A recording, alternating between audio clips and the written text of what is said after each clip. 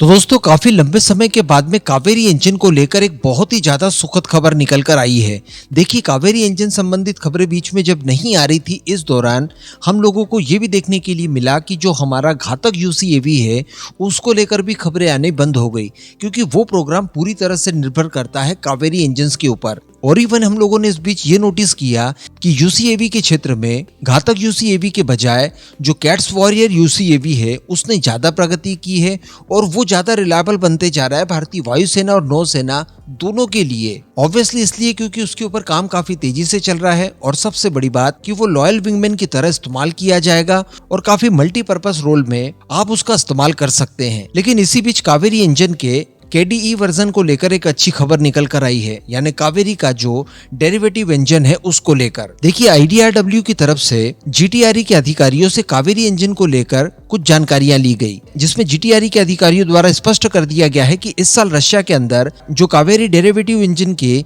Testing वगैरह शुरू होगी, इसके बहुत बड़े लेवल पर व्यापक परीक्षणों के बजाय हमारा ध्यान ये होगा कि जो भी बदलाव किए गए हैं हम लोगों द्वारा, यानी पुराने कावेरी इंजन में कई सारे बदलाव करके ही कावेरी KDE बनाया गया है, तो उन बदलावों को सर्टिफाई करवा दिया जाए, इस बात के ऊपर इनका ज्यादा जोर रहेगा। और बदलाव करने की वजह से किस किस तरह के एडवांटेजेस इन्हें मिले हैं परफॉर्मेंस को लेकर और साथ ही थ्रस्ट वगैरह को लेकर, इन सारी चीजों को ये सर्टिफाई कराना चाहते हैं। इस और ज्यादा ध्यान रहेगा इनका, क्योंकि कुछ ही समय पहले 8 की संख्या में इन्हें नए यूनिट मिले हैं जो कि गोदरेज एरोस्पेस द्वारा तैयार करवाए गए हैं, जो कावेरी के ड्राई वेरिएंट माने जाते हैं और इन्हीं का इस्तेमाल टेस्टिंग वगैरह में इस समय किया जा रहा है, बाद में घातक यूसीएवी के अंदर किया जाएगा। इसके अलावा GTRE की तरफ से यह भी बताया गया है कि Kaveri derivative engine 49 kilo Newton का थ्रस्ट देगा, जो कि इसका ड्राई वेरिएंट होगा और ये मैक्सिमम स्केल के ऊपर पहले ही कई बार साबित भी हो चुका है। और जैसे इसकी टेस्टिंग और सर्टिफिकेशन का काम कंप्लीट होता है,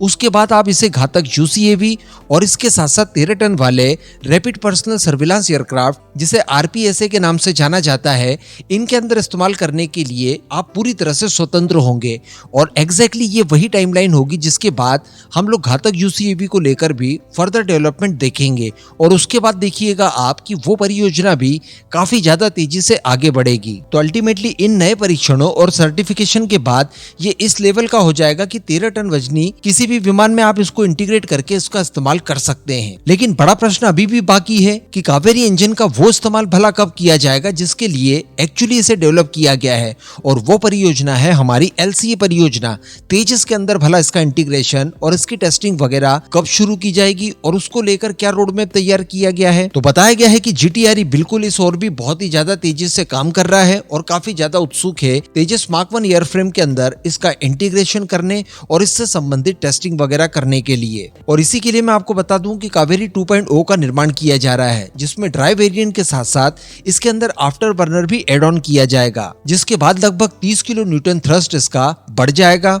और ये टोटल थ्रस्ट 90 किलो न्यूटन का देगा, जो कि ऑलमोस्ट F404 के बराबर होगा। अब जब ये इतना थ्रस्ट देना शुरू कर देगा, सर्टिफाई हो जाएगा, उसके बाद हम लोग स्वतंत्र होंगे कि तेजस के अंदर इसका इंटीग्रेशन करके उसे फिर टेस्ट बेड के तौर पर आप इस्तेमाल कर सके। तो कावेरी के कुल मिलाकर 3 वेरिएंट हो जाएंगे। पहला कावेरी जिससे हम लोगों ने शुरुआत की थी, उसके बाद कावेरी KDE जो कि 49 किलो न्यूटन का आपको ड्राई थ्रस्ट देता है। अगर इसमें आफ्टर बर्नर आप एड ऑन कर देंगे तो 73-75 किलो न्यूटन तक पहुंच जाएगा। लेकिन इसके बाद जो कावेरी 2.0 बनेगा वो आपको आफ्टर बर्नर के साथ टोटल 90 किलो न्यूटन तक का थ्रस्ट देगा। और अच्छी बात यह है कि कावेरी 2.0 भी इस समय अंडर डेवलपमेंट है और उसके ऊपर भी काफी तेजी से काम किया जा रहा है। संभवतः इसके लिए कावेरी इंजन को बनाने के लिए नए घटकों और नई तरह की धातुओं का इस्तेमाल करके इसका वेट भी पहले की तुलना में कम किया जाएगा। इसमें स्वदेशी कंटेंट की मात्रा को बढ़ाया जाएगा, साथ ही थ्रस्ट के ऊपर भी ध्यान दिया जाएगा। और जैसा कि मैंने आपको लास्ट वीडियो में बताया था कि इस बार हमें वेट थ्रस्ट से ज्यादा